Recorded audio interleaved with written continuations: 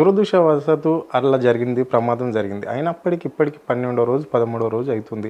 అయినా ప్రభుత్వం మరి ఎందుకు నిర్లక్ష్యం చేస్తుంది? అక్కడికి వెళ్ళి ఆ శవాలను ఎందుకు తీయలేకపోతుంది? సెంట్రల్ నుంచి వచ్చిన టీం నిపుణులు ఏం చెప్తున్నారు, ఇక్కడ బురదలో చిక్కిపోయారు అని చెప్తున్నారు. అయినప్పటికీ మరి ఎందుకు దాచిపెట్టవలసిన అవసరం వస్తుంది? దీని అంటే ఏముంది? ఎందుకు ఇంత ప్రభుత్వం నిర్లక్ష్యం? అంటే ఈ కేసు మీద స్పెషల్గా ఒక జ్యుడిషియల్ ఎంక్వైరీ చేయాలా, టెక్నికల్ ఎంక్వైరీ చేయాలా, ప్లస్ ఇంటర్నేషనల్ టెక్నికల్ని తీసుకురావాలి. అసలు ఏం జరిగింది, జియోగ్రఫీ సర్వే ఆఫ్ ఇండియా ఏం చెప్పింది, ముందు చేయమని చెప్పారా, టెక్నికల్ సర్వే వాళ్ళు ముందు తోమన్నారా?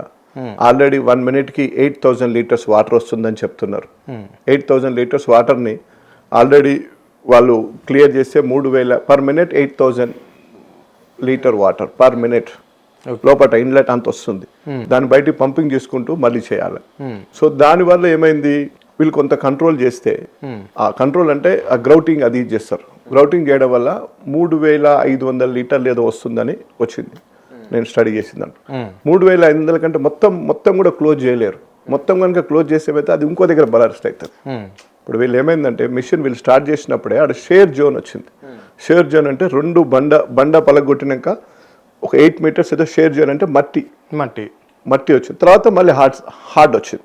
ఈ రెండింటి మధ్యలో 8 meters షేర్ జోన్ ఉంది. షేర్ జోన్లోకి వెళ్ళి వాటర్ వస్తుంది. ఆ వాటర్ ఎంత ఉధృత ఉంది అంటే పర్ మినిట్ 8,000 liters వాటర్ వస్తుంది. దాన్ని తీసుకొచ్చి పంపింగ్ బయట చేయాలి. ప్లస్ గ్రౌటింగ్ సెట్ చేసుకురావాలి. గ్రౌటింగ్ సెట్ చేసినాక కూడా 3,500 లీటర్లు పర్ మినిట్ వస్తుంది. దాన్ని పంపింగ్ చేసుకుంటూ వీళ్ళు గ్రౌట్ చేసుకున్నారు. టీబీఎం టన్నల్ బోర్ మిషన్ ముందుకు పోతూ ఉంటే ప్లస్ దాని ఏమంటే సిమెంట్ ఈ బ్లాక్స్ పెట్టుకుంటూ వస్తారు. అది మిషన్ ముందుకు పోతుంది, టన్నల్ బ్లాక్ పెడతారు. దీంట్లో వర్కర్లు ఎవరు ఉంటారు? ఈ గ్రౌటింగ్ చేసే వర్కర్లు కొందరు ఉంటారు, మిషన్ ఆపరేటర్ కొందరు ఉంటారు, ఆక్సిజన్ లోపల ఉన్న వర్కర్లకు ఆక్సిజన్ సప్లై చేసే వాళ్ళు కొందరు ఉంటారు. ప్లస్ మిషన్కి రాళ్ళు ఇట్లా పడకుండా ఫెన్సింగ్ పెట్టే వాళ్ళు కొందరు ఉంటారు. ఈ డిఫరెంట్ రకరకాల మనుషులు ఆ సమయంలో 50 మంది ఉన్నారు. ఎగ్జాక్ట్లీ ఫిబ్రవరి 22వ తారీఖున. సో ఆ ప్రెజర్కి 42 మంది బయట కూరుకొచ్చేసి 8 మంది అక్కడే చిక్కిపోయారు. మనోజ్, శ్రీనివాస్, సాహు సంథింగ్ ఒక 8 మంది ఉన్నారు. అందులో 4 ఏమో పర్మనెంట్ ఎంప్లాయీస్, జయప్రకాష్ వాళ్ళది, ఒక 4 ఏమో లేబర్ ఉన్నారు. మరి ఇప్పుడు అక్కడ కోమటిరెడ్డి వెళ్ళినప్పుడు ఆయన అంటున్నాడు ఆల్రెడీ సిగ్నల్స్ చూపెడుతున్నాయి మాకు, అంటే ఫోన్లు తీసుకుపోయే అవకాశం ఉంటుందా? అక్కడ సిగ్నల్ ఇంత క్రౌడ్ వాటర్ వచ్చినప్పుడు కూడా ఇంకా ఫోన్లు పనిచేస్తున్నాయి అని అనుకోవాలా? మరి ఇప్పుడు మనము ఇక్కడ B3, B4, B5, B3, B2 సెల్లార్లో పోతున్నాయి, అక్కడెక్కడ సిగ్నల్ పనిచేయదు. అది మీరు 20 కిలోమీటర్ల లోపల 1,500 meters లోపల సిగ్నల్ పనిచేసే ఛాన్సే ఉండదు. అవునా? అంటే మినిమం ఇప్పుడు అక్కడ పోయిన వాళ్ళు కార్మికులు కావచ్చు, ఎంప్లాయీస్, వీళ్ళందరూ ఇప్పుడు అక్కడ చిక్కున్న వాళ్ళు ఒక 4 వాళ్ళు ఉంటే 4 వీళ్ళు ఉన్నారు కదా, అంటే ఫోన్లు అలౌట్ ఉంటుందా? ఫోన్లు తీసుకుపోయే సిగ్నలే ఉండదు. ఫోన్ తీసుకుపోయి ఏం చేస్తారు వాళ్ళు? మరి ఎట్లా మంత్రి ఇట్లా మాట్లాడారు? వాడు అక్కడ మనిషి ఉండడానికి ఆక్సిజన్ తోటి ఉండాలి. మరి మంత్రి ఇట్లా మాట్లాడడానికి ఎంతవరకు కరెక్ట్? మంత్రి గారు మరి వాళ్ళు అసలు యాక్చువల్లీ ఇక్కడ ఇప్పుడు దీని మీద ఫస్ట్ ఆడిట్ దీన్ని చేయాల్సింది, జ్యుడిషియల్ ఎంక్వైరీ చేయాల్సింది, ఎక్స్పర్ట్స్ తోటి ఒక కమిటీ చేయాల్సింది. ఎవరు ముందు వాళ్ళని చేయమన్నారు? 8,000 per liter వస్తుంటే దాన్ని పూర్తి కంట్రోల్ చేయకముందుకు ఈ వాడు ఎవరైనా దేశ అభివృద్ధిలో భాగస్వామ్యమైన వర్కర్లను జల సమాధిగా ఈరోజు వాళ్ళు లోపల ఉన్నారు. వాళ్ళు ఉండాలనే కోరుకుంటున్నాం భగవంతుని.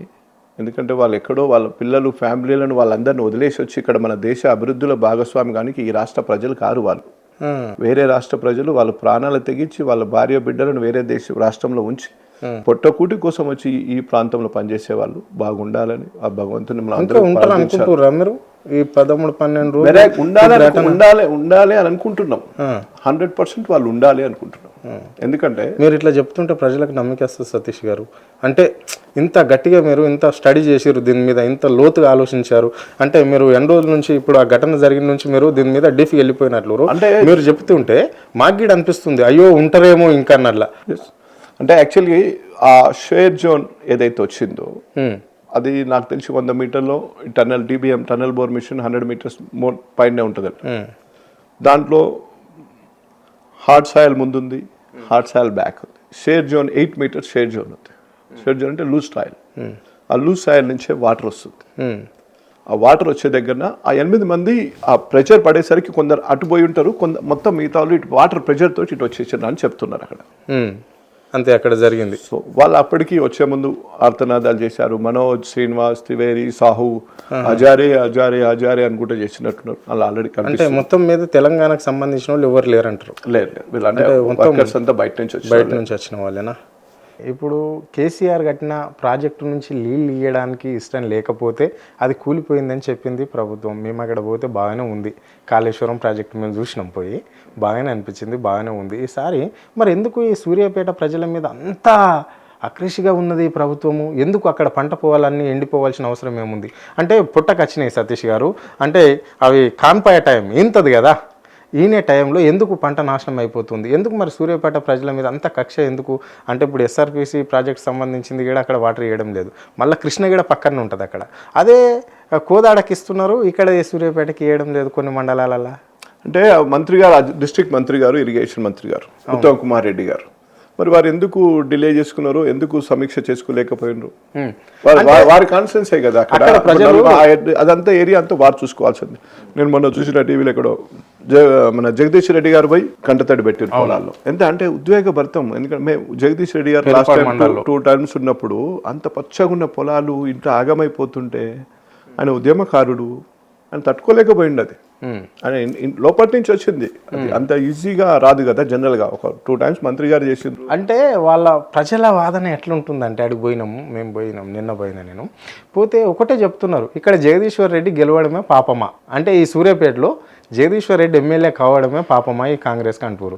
అదే పత్యార్థి ఉన్న ఆయన పేరు దామోదర్ రెడ్డి, ఆయన దగ్గరకు పోతే మేము వీళ్ళేం మాకు ఓటేయలేరు అన్నారంటే ఇట్లా అనొచ్చు ఈ ప్రజాస్వామ్య దేశంలో? అంటే వాళ్ళు అక్కడ తాత్కాలికంగా మీరు ఎవరిని అడిగినరు, కానీ వాళ్ళు ఉత్తమ్ కుమార్ రెడ్డి గారి కాన్స్టిట్యున్సీలోనే లేవు నీళ్లు. అవునా? మీరు అక్కడికి కూడా పోండి ఒకసారి, అందరు అదే కదా. అన్నమో రామచంద్ర అంటున్నారు, మీరు గొట్టాలు పోయి పెడితే ఆ తిట్లకు మేము అసలు చూస్తలేం, మేము అసలు అవి బంద్ చేసినాం. అంటే అరే ఒక సీఎం గారిని కానీ ఒక మంత్రి గారిని కానీ ఇట్లా ఈ విధంగా మాట్లాడకూడదు అనేది మేము కూడా అంటున్నాం. ఎందుకంటే ఆ సంస్కృతి మంచిది కాదు. మేము కూడా మాట్లాడాం. చరణ్ గారు, నేను చాలా మాట్లాడగలుగుతా. సతీష్ గారు, ఓటేసిన ప్రజలు ఒప్పుకోరు కదా, ఇచ్చిన హామీలు కావచ్చు, లేకుంటే మీరు ఒక మాట ఇస్తే మీరు మాట మీద ఉంటారు, మాకు తెలుసు ఆ విషయం. కానీ అట్లా కొంతమంది ఉంటారు, అట్లా ఇచ్చినాక మాట ఇవ్వకపోతే ఓటేసిన వాళ్ళు ఎందుకు ఒప్పుకుంటారు? ఇప్పుడు వాళ్ళు 2 తడిలు పంటకు రావాల్సింది, ఒక తడి కూడా రాకపోతే వాళ్ళు ఎంత ఇబ్బంది పడతారు? వాళ్ళంతా కౌలు, అంటే ఇప్పుడు రావుల దగ్గర, రెడ్డిల దగ్గర భూములు ఉంటాయి తెలంగాణ రాష్ట్రంలో, వాళ్ళ భూములు కౌలు చేసేటోళ్ళు, ఆ కౌలు చేసేటోళ్ళు కౌలు అయితే కట్టాలే కదా, ఆ పటేల్కి అయితే కౌలు కట్టాలే కదా. మరి వాళ్ళ పరిస్థితి ఎట్లుంటుంది మరి తిట్టకపోతే? ఇది బాగానే మాట్లాడుతారు, ముఖ్యమంత్రిని తిట్టద్దంటే అట్లా. నేనేమంటున్నా, పాలకులను ఎవరినైనా వాళ్ళు కేసీఆర్ గారు చిలకగా చెప్పినట్టు చెప్పిండ్రు, చర్చ పెట్టుకోండి, ఆలోచించుకోండి. 40 సంవత్సరాల నుంచి మనం మోసపోయినాం, మోసపోతే గోసపడతాం, ఆలోచించి ఓటేయండి అని చెప్పిండ్రు. వాళ్ళు ఏది చెప్పేది నమ్మకండి అని క్లియర్ గా చెప్పిండ్రు. సస్యశ్యామలం చేసింది తెలంగాణను కేసీఆర్ గారు.